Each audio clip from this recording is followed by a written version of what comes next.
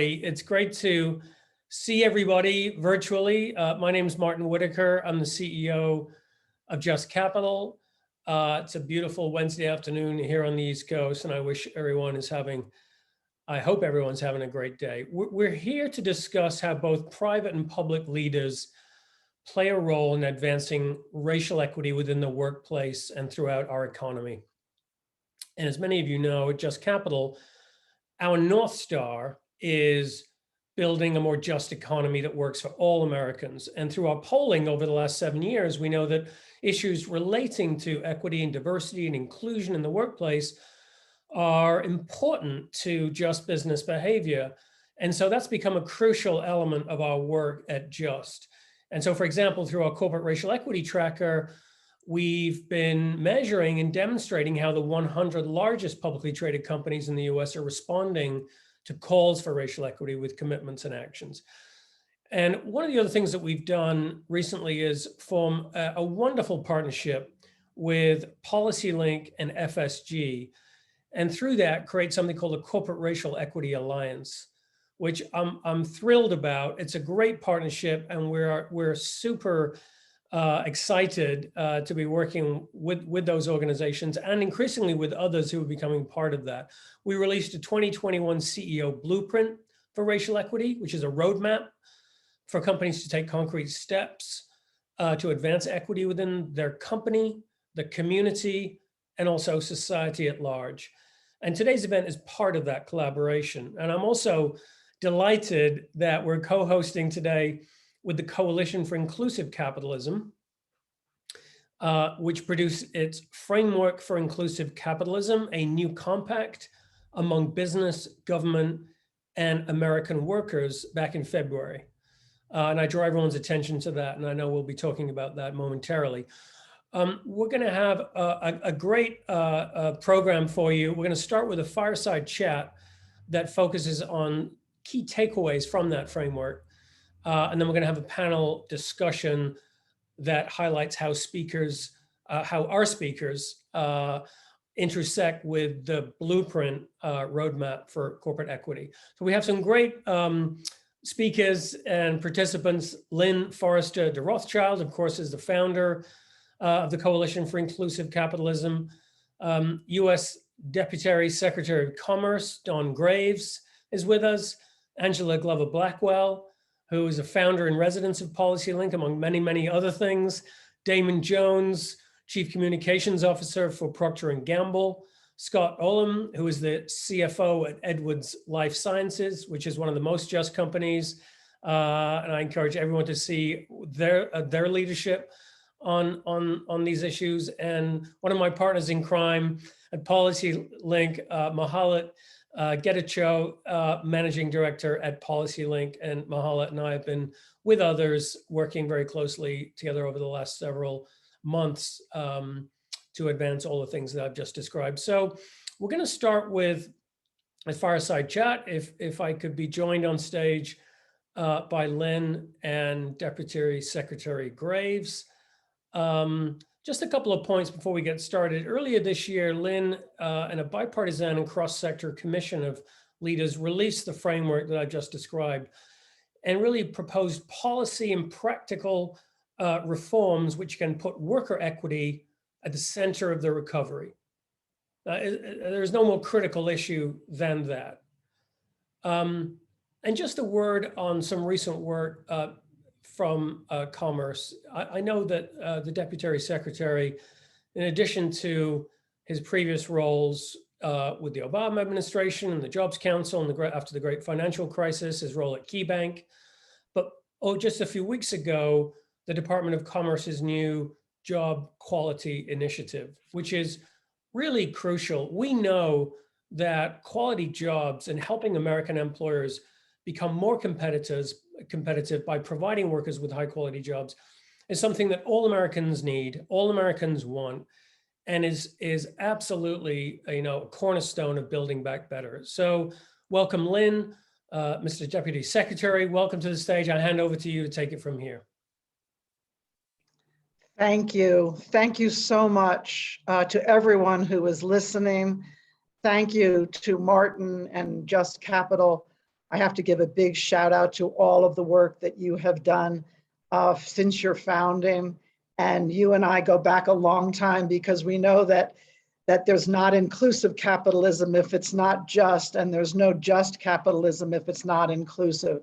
And so whichever the adverb or the adjective is, we know that we are driving toward the same goals. And this topic today of equity and opportunity between the public and the private sector is really important.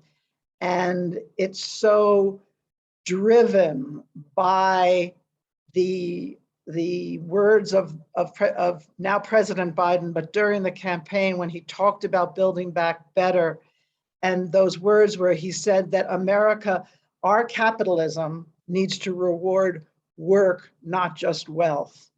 And I am so honored to be here today with Deputy Secretary Graves, who is really a thought leader in that concept and is really in a position now where he can bring what he said in his confirmation hearing, is that what he aspires is to ensure that commerce, trade, and business remain, quote, they are ensuring that economic opportunity is inclusive and broad-based, supporting working families and strengthening the communities at which they live.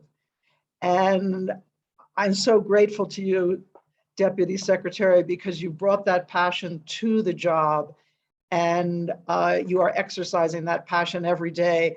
And we in the private sector, particularly with respect to our common interests in equality and opportunity, look to you. And I'd like to have my first question be, what can we expect from commerce? What can commerce do to help make all of us more inclusive, more just, more equitable?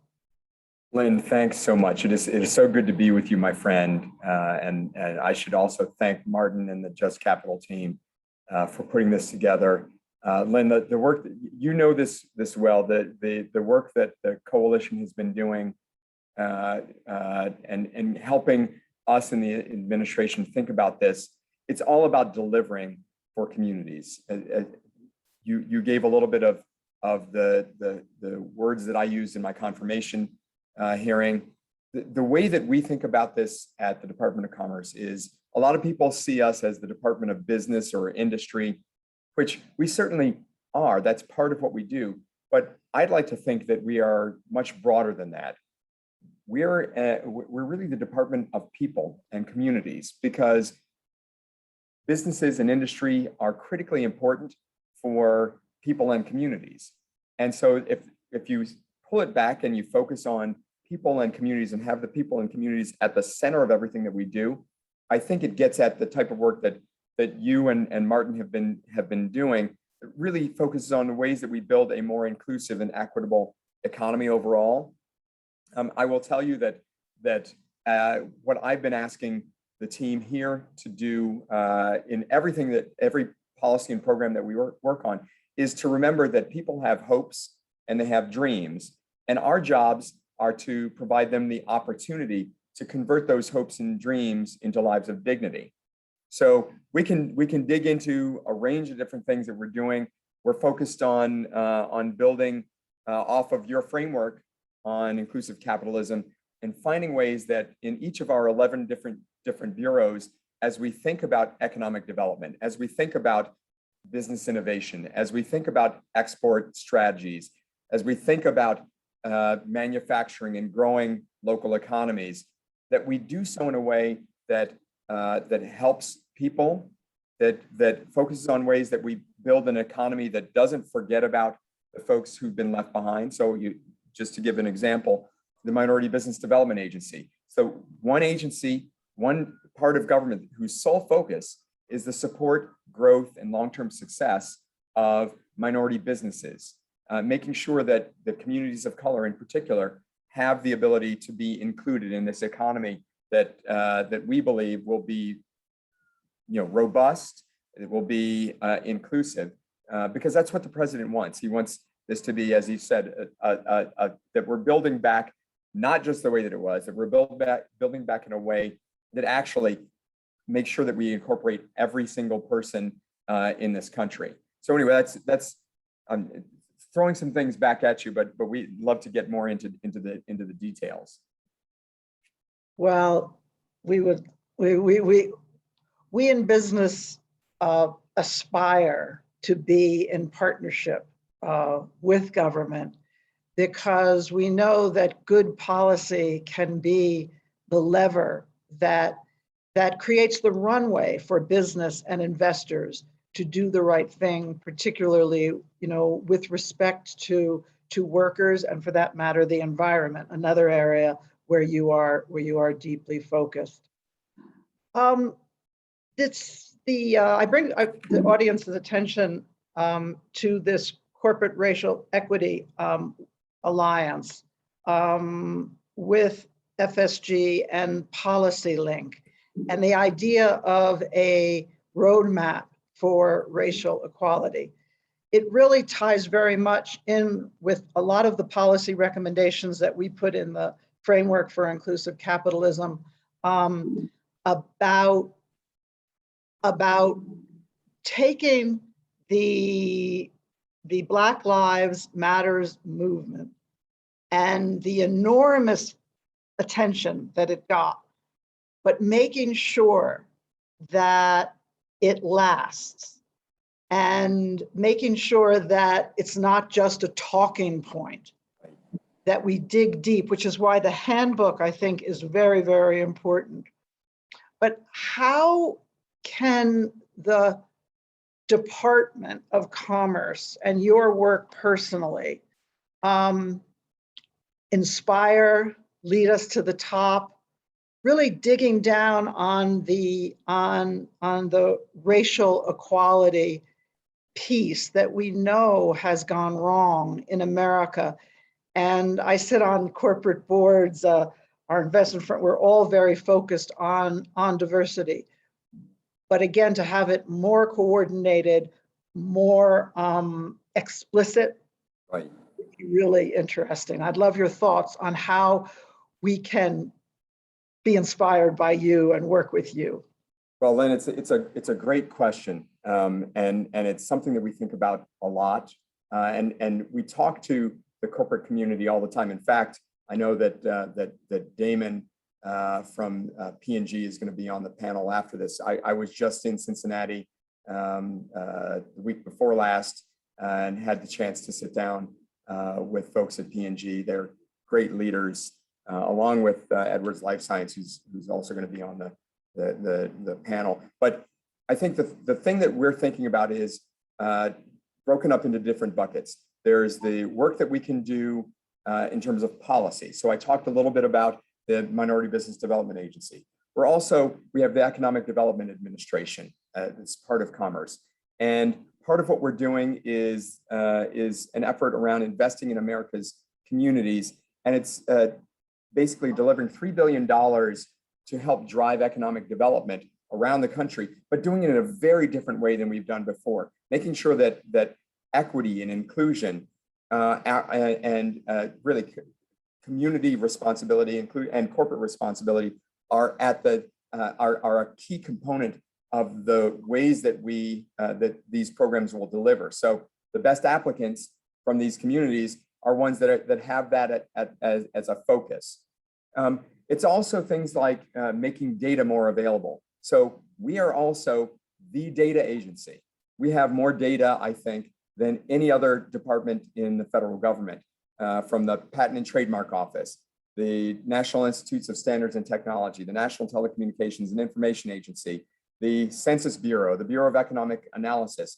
We have the types of data that I think the country would love to be able to use, but we need to make that more transparent. So it gets at the things that we're also focused on, is making this data more accessible, more relevant, asking the right types of questions. So the Census Bureau has this wonderful project called the Opportunity Project, which is really driving innovation by helping companies, universities and nonprofits to develop new technologies and innovative solutions that are focused on equitable economic growth.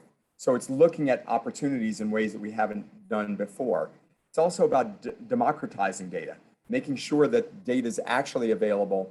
So we've been for all types of communities, all types of people. So we've been putting together these data for everyone summits, where we're talking with partners about the ways that we can make government data, particularly the data that we have at the Commerce Department, more available, more accessible, so that Angela and PolicyLink can take our data and use it in partnership with the corporate community to find better ways to get the workforce to look more like the rest of look more like the country, to make sure that our boards look more like the rest of the country, that we're creating opportunities for communities through our partnerships with corporations that we wouldn't have had before.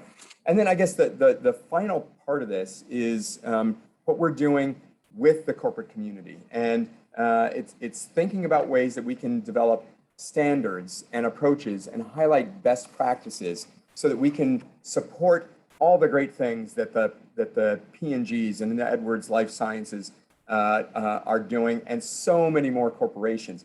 It's really lifting up those best practices and showing other companies that it's not just that they're doing it because it's a feel-good thing, or because they, as some people have said, they've been shamed by Black Lives Matters. It actually makes economic sense. As we saw with the Kellogg Foundation, with the report that they put out, at this point, I think it was 3 or 4 years ago. But if we were able to eliminate the racial disparities in health and education and incarceration and employment, we actually would increase our economy by $8 trillion.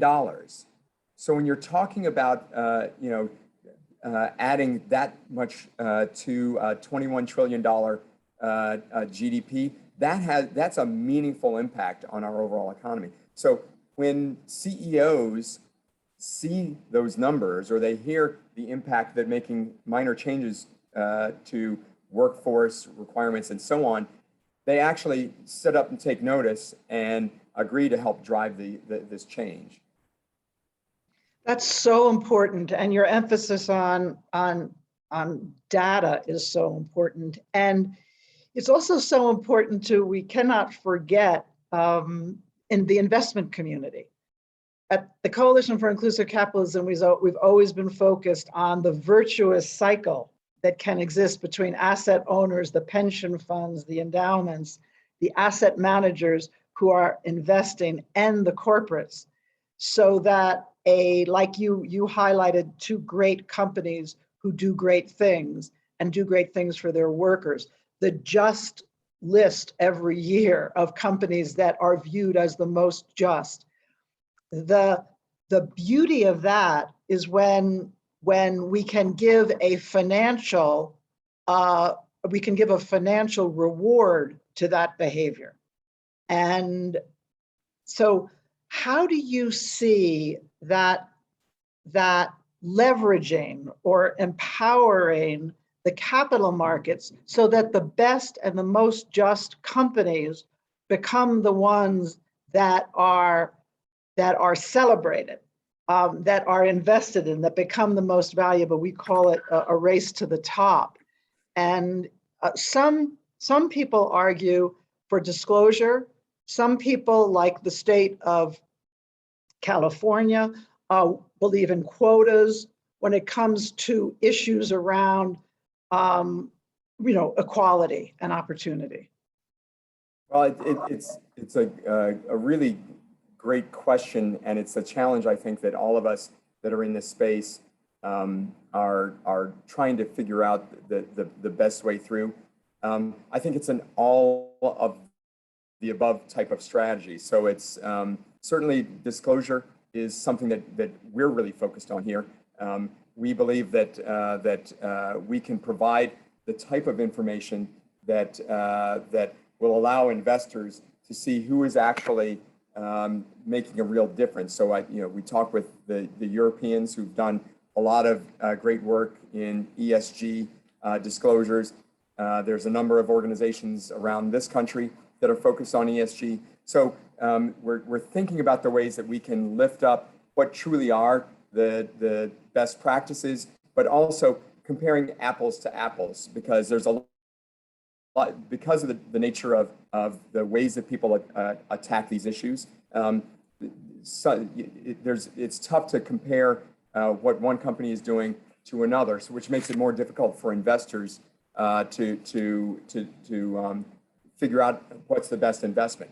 The other thing that we're doing is we're working with the Malcolm Baldrige Awards team that sort of promoting best practices in the corporate community, helping them to, and they're working with us around thinking of ways that we could tailor a portion of the Baldrige Awards specifically for the best practices in these spaces, having equity and inclusion as a key portion of it, so that we're actually rewarding those companies, and maybe there's some value of keeping track, the way that Just Capital keeps track of the list of those companies that are performing the best in a range of categories. That's certainly some of the things that we're doing. We also know that our partners across government, the SEC, the FTC, and so on, are also looking at the ways from a regulatory standpoint they can make sure that that there are requirements or the regulations are consistent with the way that the corporate community and the investor community are going, so that we're driving sustainability, that we're driving equity and inclusion in the workforce, in the board, and in our communities, so that there's also investment by companies in the community. So those are the things that we're trying to work on here at the Commerce Department. But we can only do it if we have partners like you in the private sector, in the nonprofit world. Well, thank you. And it is so important what you said before about working across agencies. The SEC is really looking at that disclosure, which will help all of us if it's assured and standardized and understandable by investors. I want to raise, and we're running out of time, but in the framework for inclusive capitalism, one aspect that we really focused on as a game changer from the corporate view was having more worker voice. And that means the voice of the worker possibly in the boardroom, or certainly access to the board. Maybe we don't become like Germany, but there could be an American version of that. And we were a bipartisan commission. We found, after much discussion, bipartisan support for that idea that the workers themselves, first of all, they have a great interest in the overall well-being of the company. Second of all, they have a lot to contribute at the board level when we're thinking about strategy, when we're thinking about comp, when we're thinking about all those things. I'm wondering if you have a view on that, and if that's at all part of your thinking for how you would like to encourage companies to behave vis-a-vis their workers. Absolutely, excuse me, absolutely. And I'll try and keep it brief, because when you have Angela Glover Blackwell waiting, not to keep people from her. I'll just say that we know that a job is a lot more than just a paycheck. And frankly, it goes back to the stability of our communities, the health of our families. And so workers and the jobs have to be at the center of everything that we do. It's why we created the Job Quality Initiative that Martin was talking about. It's frankly why we're working with so many parts of government that folks never thought Commerce would be working with. I'm spending a lot of time with Secretary Walsh at the Department of Labor, thinking about the ways that we can make sure that the jobs that are here and that are coming are quality jobs, that are family sustaining jobs, that are the types of jobs that will allow our communities to be stable and growing and healthy. It's also about making sure that we're delivering with our programs. So it's why the president's Build Back Better agenda doesn't just have the hard infrastructure package. It also has the soft infrastructure, if you will, the job quality components, things like childcare and the like. Those are the things that we think are going to be critical for us to be a successful country around the globe going forward. It's really about making sure that we're driving the type of workplace that we want to see in the future. But it also requires us working closely with companies that get this. So the companies that you're going to hear about get this.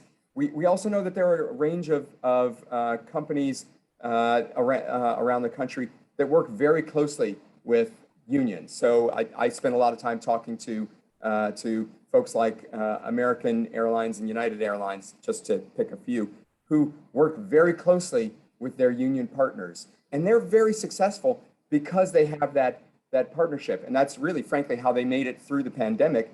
They came together and recognized that in order for them to succeed, in order for them the companies to succeed and the workers to keep their jobs, they had to do this together. And I think that's the sort of partnership that we'd like to see all across the country, where the companies recognize that they're only as good as the folks who are coming to each day coming in to work for them and with them. So that's the sort of work that I think we can highlight going forward. Well, thank you. Thank you so much. I'm going to turn it over to Martin, but first to thank you, Mr. Deputy Secretary, and to tell you we are here for you. We want to work with you. We applaud your agenda. We are there. And thank you so much for the work that you've done your whole life toward a just and inclusive capitalism, and that now the work is just spectacular. So thank you so much. Martin, back to you.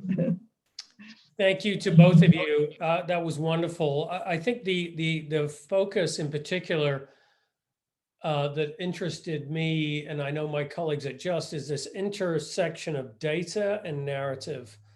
You know, what we found is that the data itself, especially on racial equity, it's really very poor. It's very hard for the market to know who's doing what.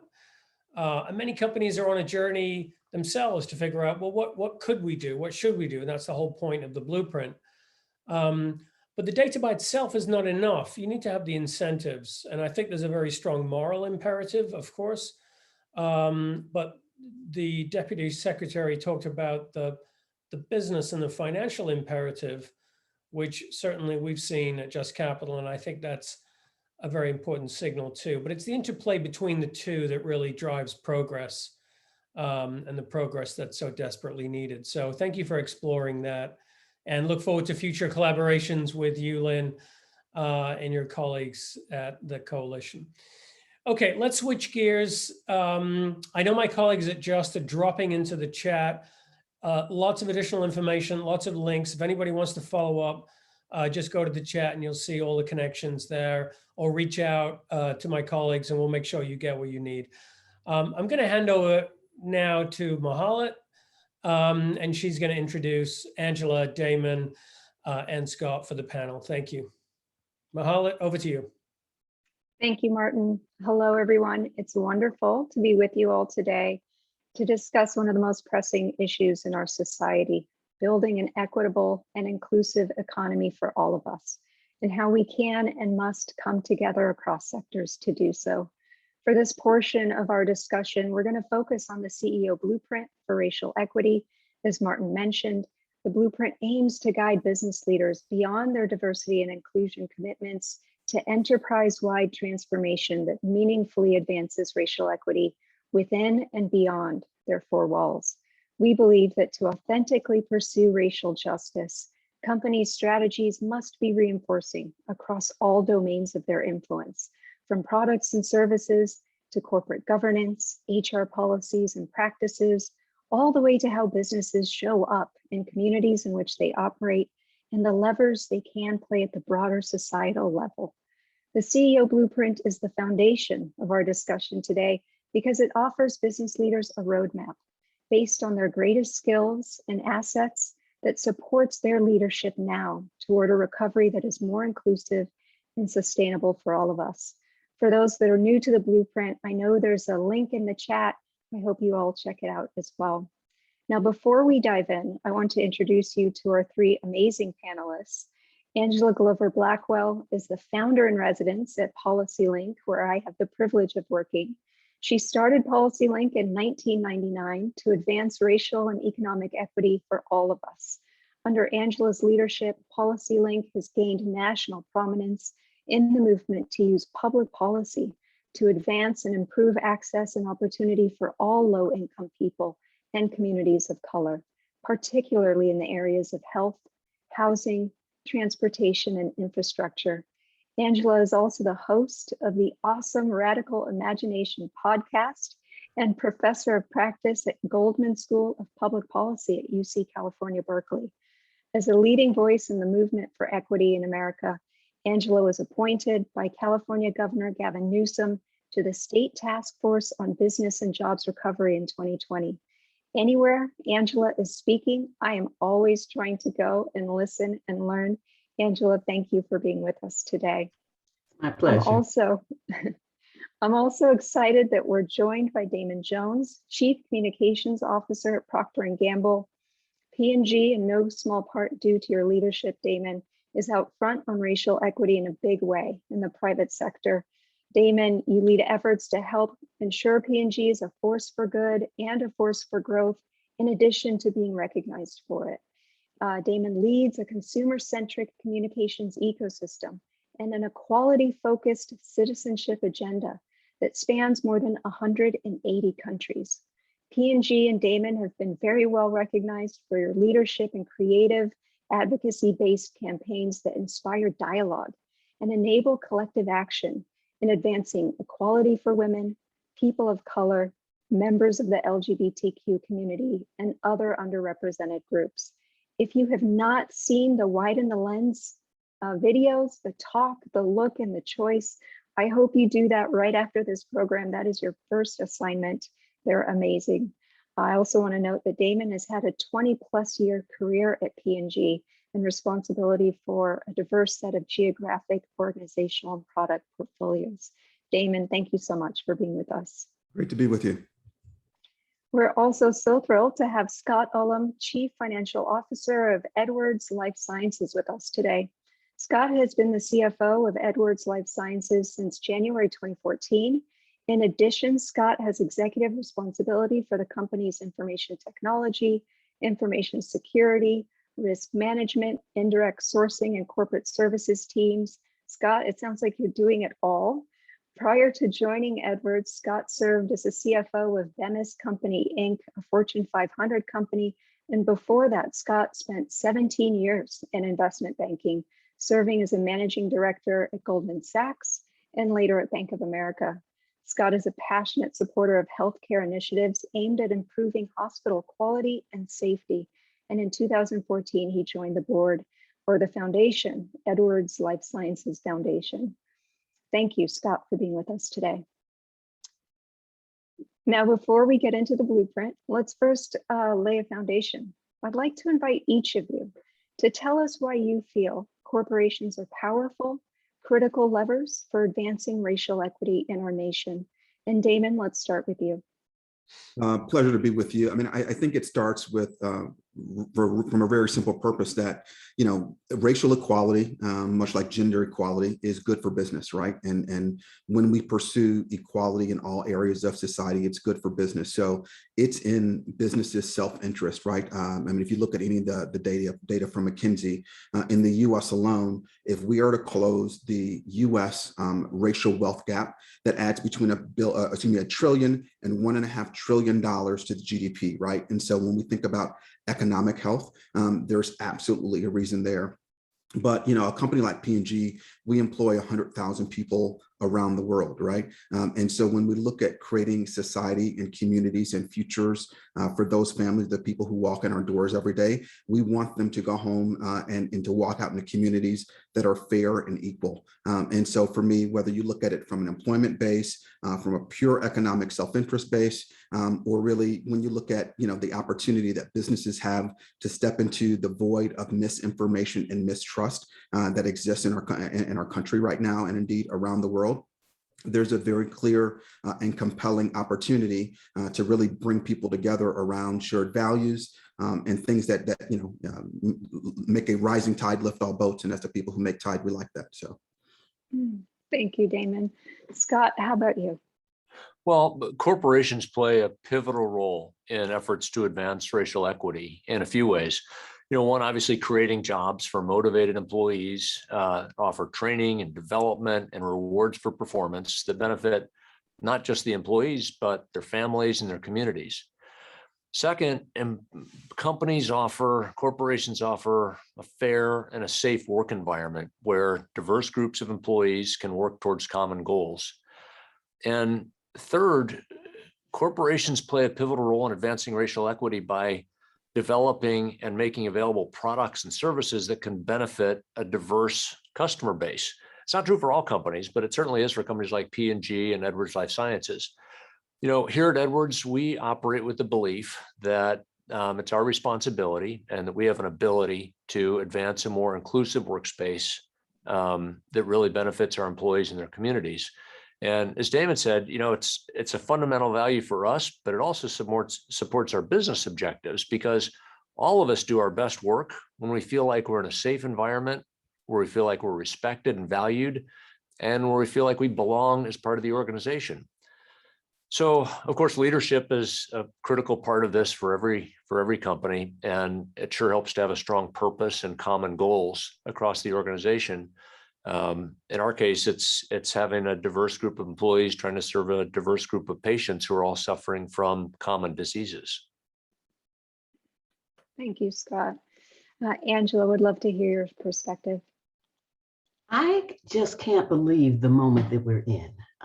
It is one of those decisive, once in a lifetime, once in a generation opportunities to be able to continue on this project, a project that has enormous responsibility, enormous possibility to be able to really create a society in which all can participate, prosper, and reach their full potential. So everybody has a role to play.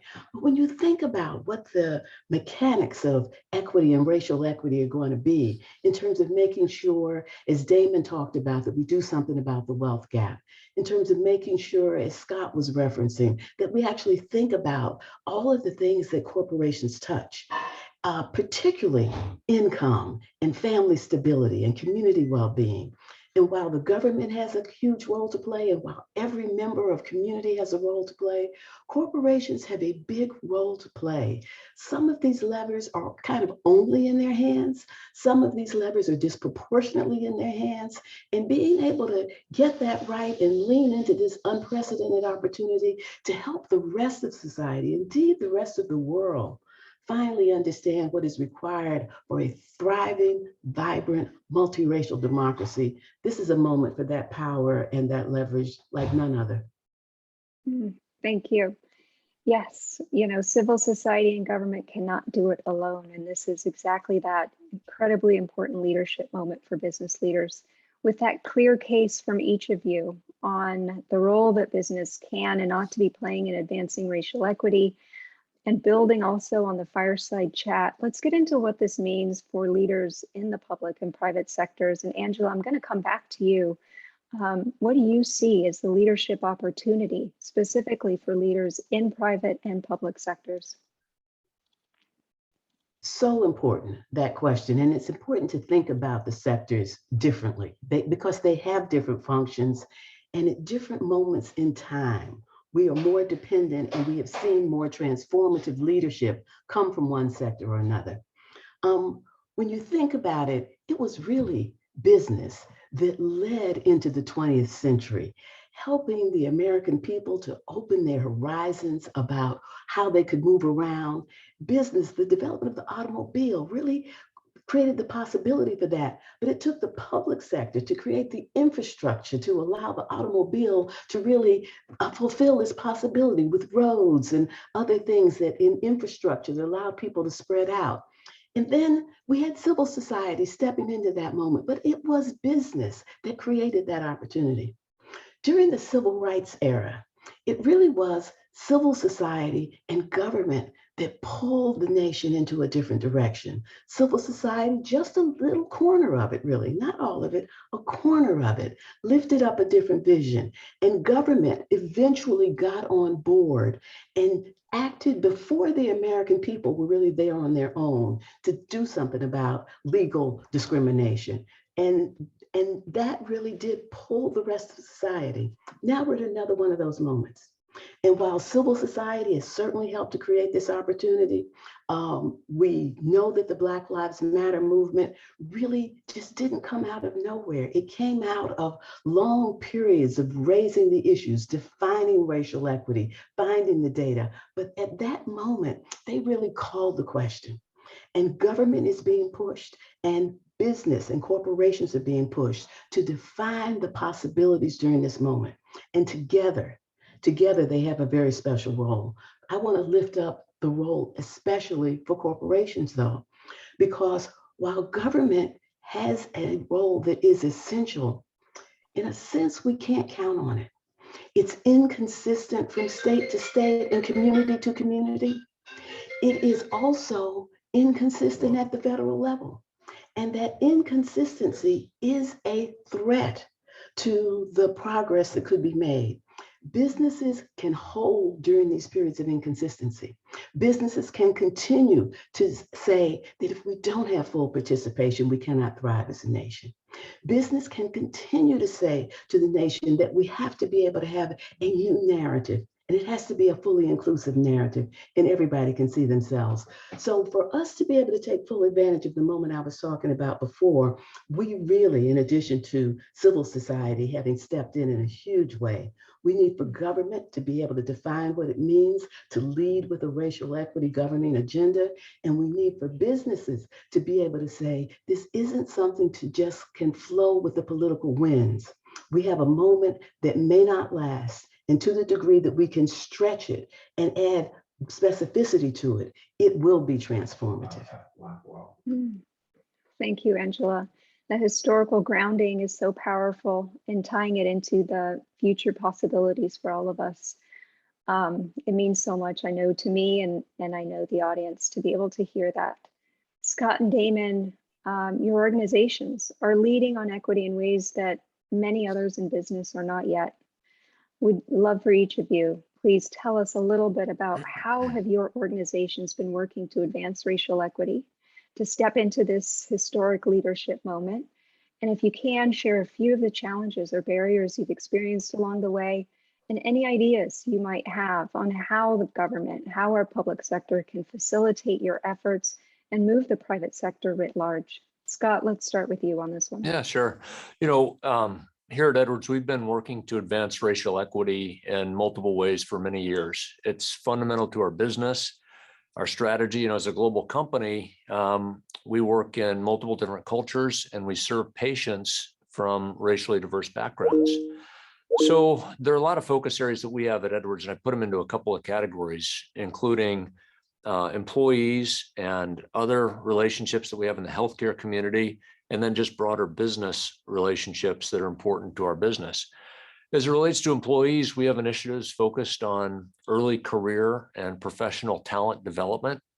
We have initiatives focused on recruiting a racially diverse set of employees and tapping into broad populations of talent that can become part of our growth strategy. We also have, like most companies, employee resource groups.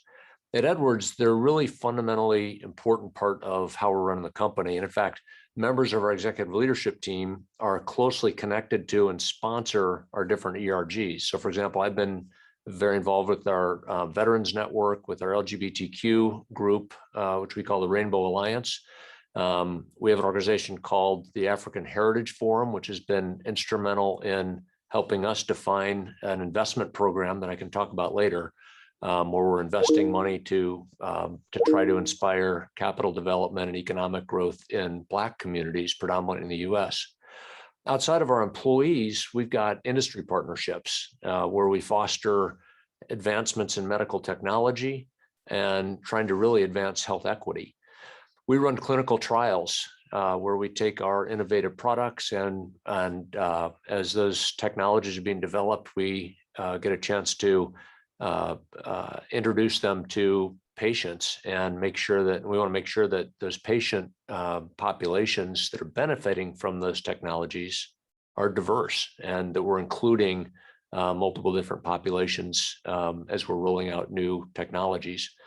Finally, I'll just say we launched a supplier initiative recently where we're really trying to diversify our supplier base and make sure that the suppliers we work with, the contractors that we have relationships with, also have diversity as a priority in running their business. Thank you, Scott. Damon, tell us about your efforts at P&G. Sure, I categorize them into two categories. One is how we run the play. And I say run the play is every day seeking equality in everything that we do, right? And we think about that with our employees. Are we creating the right types of a culture? Are we hiring, retaining, developing, and growing? So being very bold in our aspirations to have an organization that is 50-50 men and women, to have an organization here in the US that is 40% multicultural, reflecting the consumers that we serve, reporting annually on those and talking openly about what we're getting right and what we're getting wrong. One of the things businesses are very good at doing is they're analyzing root cause of why things aren't the way that they should be, right? And so when we create the type of freedom to talk about, hey, why aren't we having the right representation at all levels in our company, we can then begin to unwind and get to some of the root causes of why those things are. And importantly, sharing those insights with others, both within our sector and beyond our sector. When we talk about equality and inclusion, this isn't a competitive sport. It's very much a collaborative one for us. So operationalizing that. Also in the basis, thinking about what we do with our brands, what we do with our business partners, and what we do with our employees. And what we do by really making equality the job of the many and not the job of the few, you're not focused on just the people in the E&I department to drive that, right? So if you've got an engineer looking at how they're going to solve a problem in a plant, or solve our R&D people searching for how they're going to create a new solution for a consumer problem, when they know that they've got to be held accountable for solving that for all consumers and for all employees, you get much more holistic and inclusive approaches. So really driving equality throughout every aspect of our business.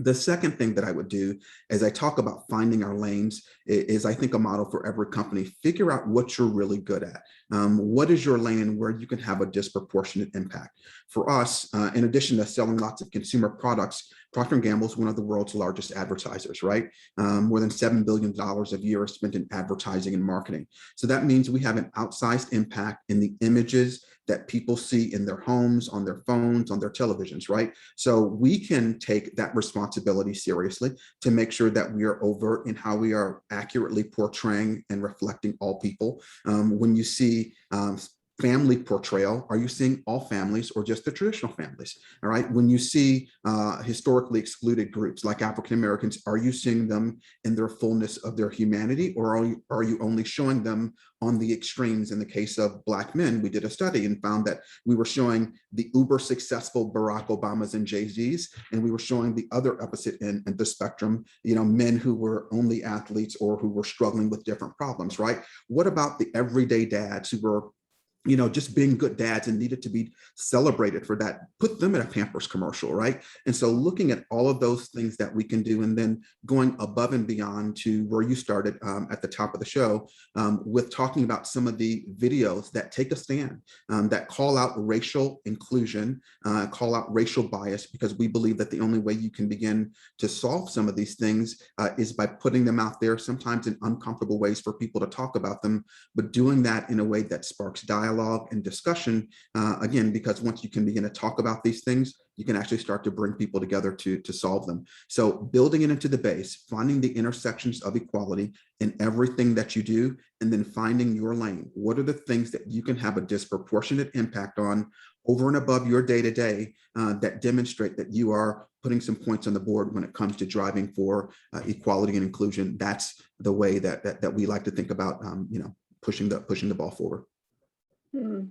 Thank you, Damon and Scott, for both comprehensive views of how your organizations are tackling this.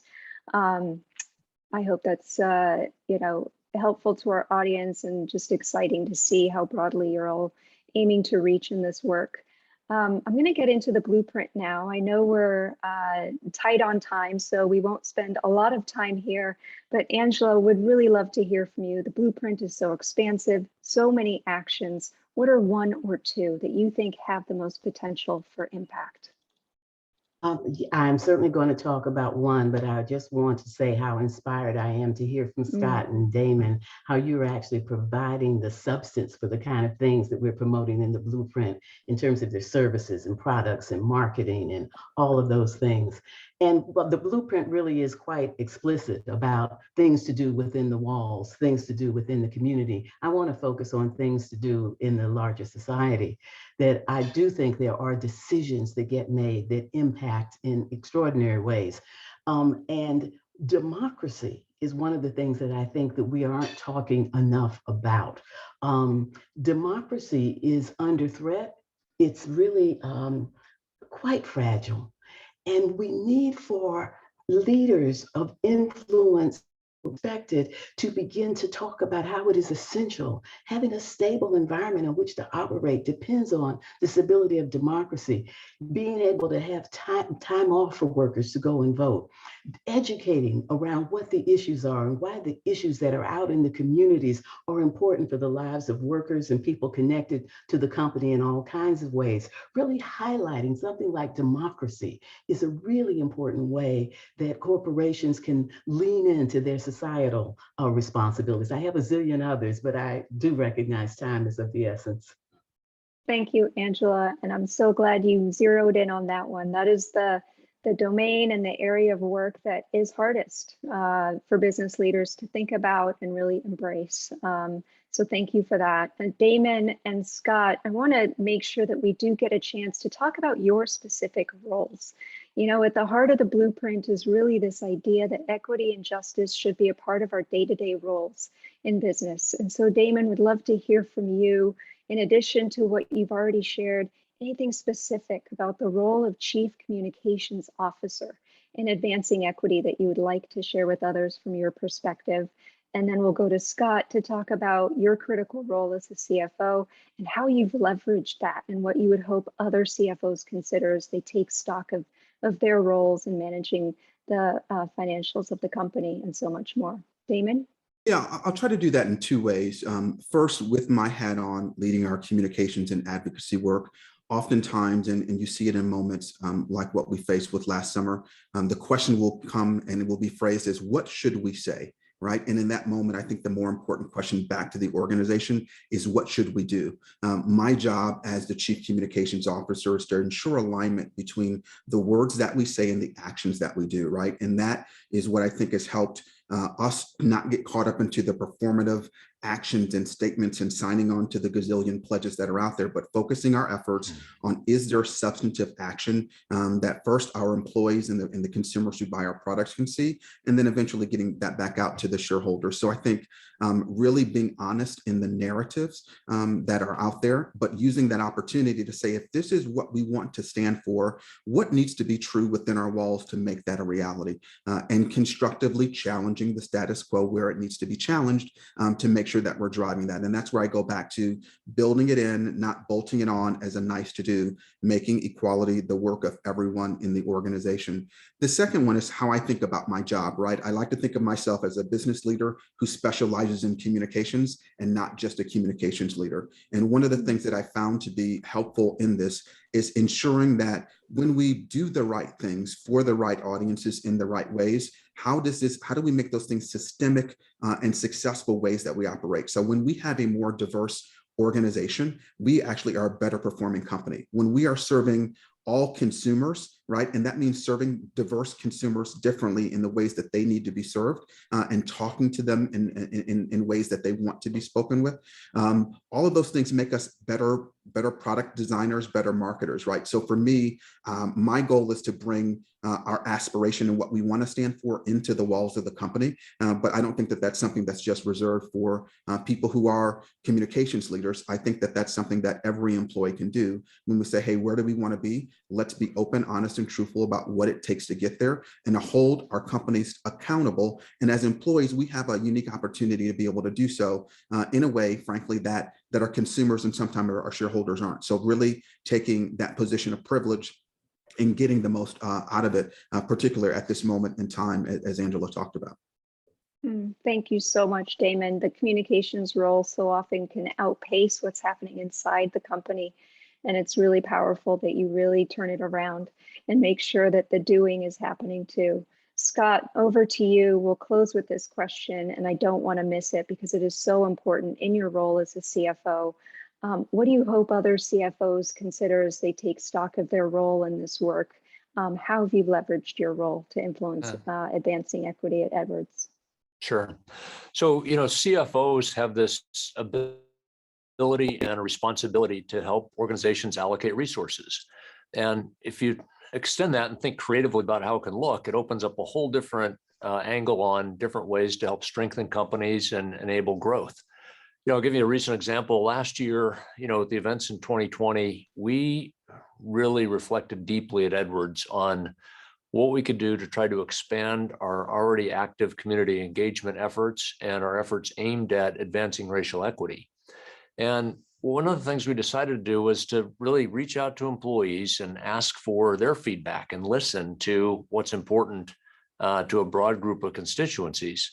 It's not just the CFO disappearing into a room and coming up with a plan. It's the whole entity, the whole organization collaborating and thinking about, in our case, how we can take action consistent with our credo, which is focused on helping communities and patients. So we developed an idea that stemmed from what that reflection entailed. And the idea was around taking some of our assets at Edwards, like cash that we typically invest in, I'll call it just generic commodity securities, and instead redeploying that cash and focusing it on economic development in predominantly Black communities in the US, which historically have been underserved and where members of those communities have not necessarily had equitable access to capital to do things like buy homes, create family wealth, start small businesses, finance larger sized businesses. And so we got pretty excited about this idea and ended up partnering with multiple different other entities. And we think that we're in a position where we can actually help enable some change and help make capital more available to inspire economic development and create these other positive results. So it's just an example of something that that we've done here at Edwards. We're encouraging other companies to do the same. I think other CFOs that I talk to recognize that there are opportunities for companies to play different roles, more unconventional roles that maybe we played historically. And here's one example. Thank you. I know we're at time, so I just want to thank you all for your insights, expertise, candor. If I could wave a magic wand, it would be that all leaders lead as boldly as you all are. So thank you so much for your time. Martin, back to you. Thanks, Mahalet. I will just echo your thanks, Angela, Scott, Damon. You guys are awesome, inspiring, and just great. We could continue this all day long. So really appreciate your time. Before I let you go, I'm going to have 3 calls to action.